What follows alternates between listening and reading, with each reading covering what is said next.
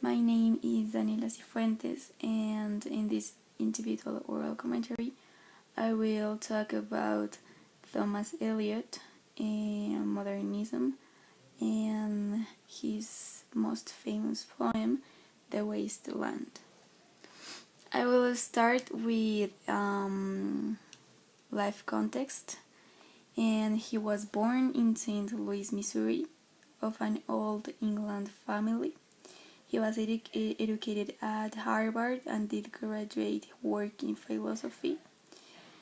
He founded, during the 17 years of publication, edit, and exclusive literary journal. In 1927, Eliot became a British citizen, and about the same time, he entered the Anglican Church.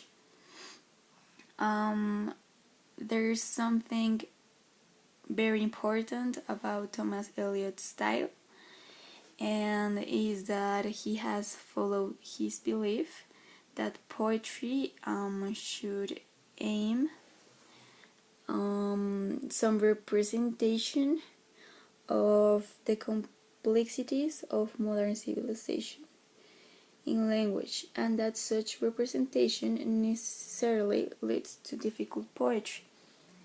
This means that he liked to play with the ignorance of people in his poems. Next, I'm gonna define what modernism in literature is. Modernism has its origins in the late 19th and 20th centuries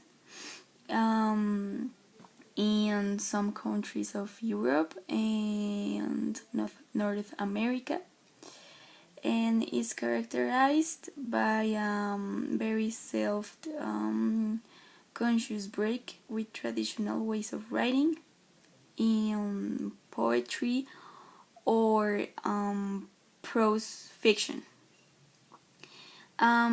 This trend has some characteristics. The first characteristic is disjointed timeline, and we can see that in The Wasteland it doesn't have like a plot, like some very specific topic that all the poem carries. So it's like a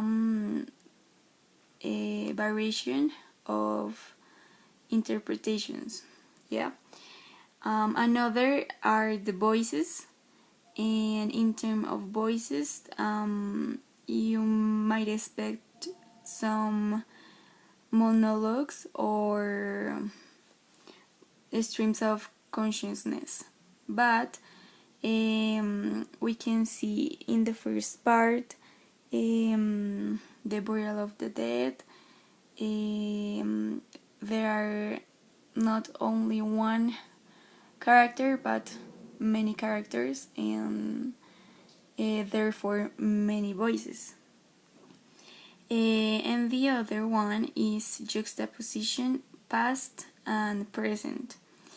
We can see that the poem The Wasteland is a very example of this characteristic of modernism, because there's not only a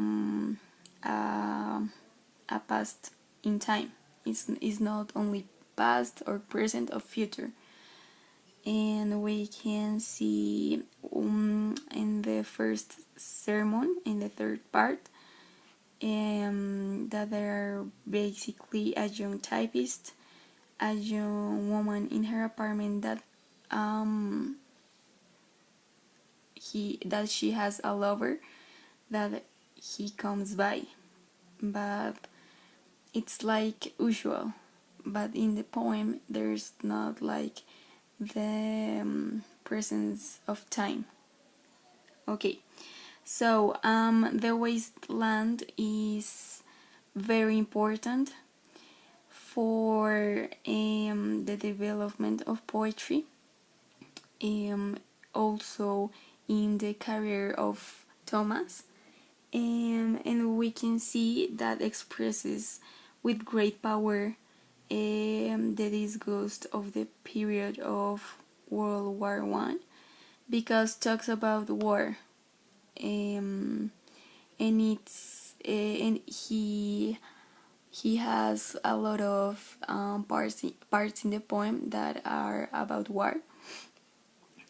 Also, the poem's style is highly complex, erudite, and allusive, and the poet provides notes and references to explain the work's many quotations and allusions.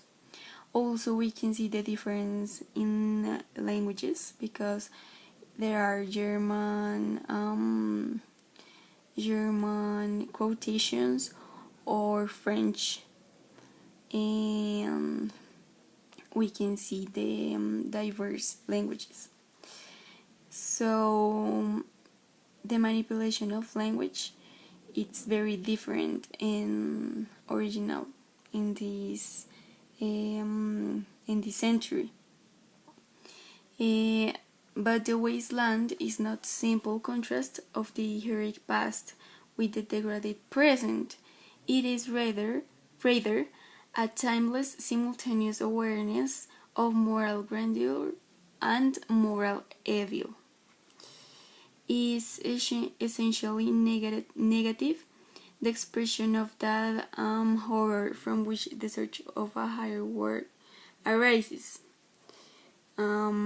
Okay, so I'm gonna pass and I'm gonna do the analysis of the third part, the fire sermon, and I'm gonna start the analysis in the part in which it starts like this.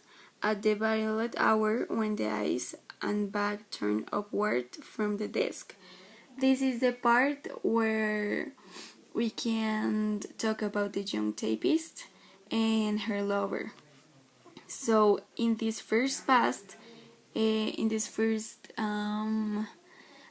of the poem, it talks about Tiresias.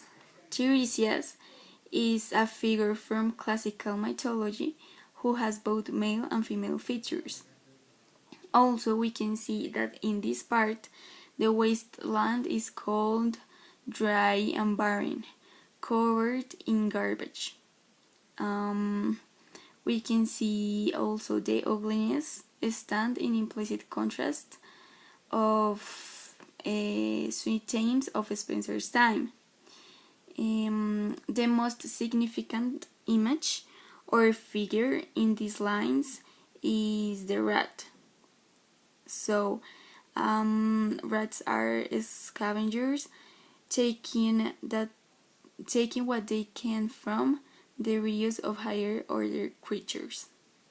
The rat could be said to provide a model for Eliot's poetic process.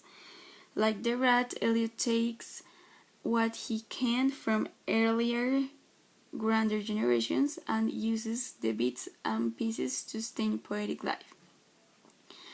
Also, we can see that this young typist and his lover are represented by the actual, like the sexual act that takes place in this section,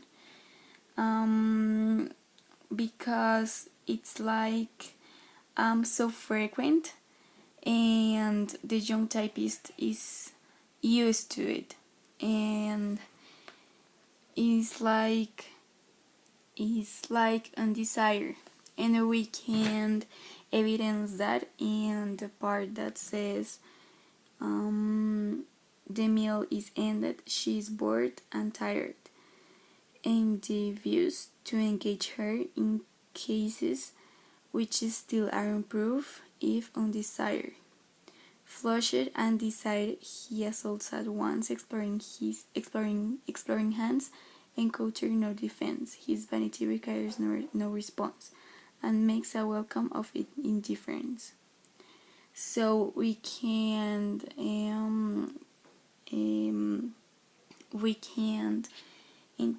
analyze that the young typist and her lover are not more in love, or they are in kind of undesired relationship. And we can see rhetoric figures like anaphora. So thank you so much.